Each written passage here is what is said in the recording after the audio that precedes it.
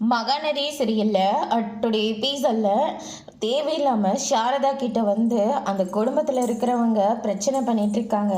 ஆமாம், நீ எந்த ஊருடி, அவரு போய் உன்னை தேர்ந்தெடுத்திருக்காரு அப்படின்னு சொல்லிட்டு கேட்கவும், அக்கா நான் இங்கே தான் பக்கம், தேனிக்கு பக்கம் தான் நான் அப்படின்ற மாதிரி சொல்லிடுறாங்க. எவிடன்ஸை அவங்களே கலெக்ட் பண்ணி கொடுத்துட்றாங்க. அதுக்கடுத்து தான் நம்ம காவேரி இருந்துட்டு அவங்கள பற்றி நம்ம அங்கே தேடி அலையிறதுக்கு பேசாமல் தேனியில் போய் விசாரித்தா என்ன, இப்படி ஒரு குடும்பம் அங்கே போய் வாழ்ந்துச்சான்னு நம்ம தெரிஞ்சுக்கலாம்ல அப்படின்னு சொல்லிட்டு நம்ம காவேரி வந்து சொல்லிக்கிட்டு இருக்காங்க. விஜய் இருந்துட்டு இதுவும் நல்ல ஐடியா தானே, ஏதோ அவங்க கஷ்டப்படுறாங்கன்னா அதுக்காக நம்ம ஹெல்ப் பண்ணலாம், அதுக்காக நம்மளை இவங்கள நம்ம வீட்டுக்கெல்லாம் கூட்டிகிட்டு போக முடியாது அப்படின்னு சொல்லிட்டு நம்ம விஜய் வந்து சொல்லிக்கிட்டு இருக்காங்க.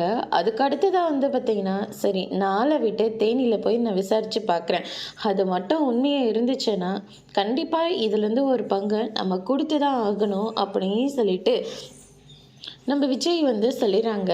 சரிங்க, நீங்கள் என்ன சொன்னாலையும் அதுக்கு நான் சம்மதிக்கிறேன், ஆனால் இவங்க மட்டும் உண்மை இல்லை பொய்ன்னு தெரிஞ்சதுன்னா அதுக்கப்புறம் இவங்கள நம்ம போலீஸ்லேயே பிடிச்சி கொடுத்துடலாம். இவங்க யார் சொல்லிங்க வந்திருக்காங்க, யார் சொல்லிங்க பிரச்சனை பண்ணாங்கன்னு எல்லாத்தையும் நம்ம தெரிஞ்சுக்கலாம் அப்படின்னு சொல்லிட்டு முடிவெடுக்கிறாங்க.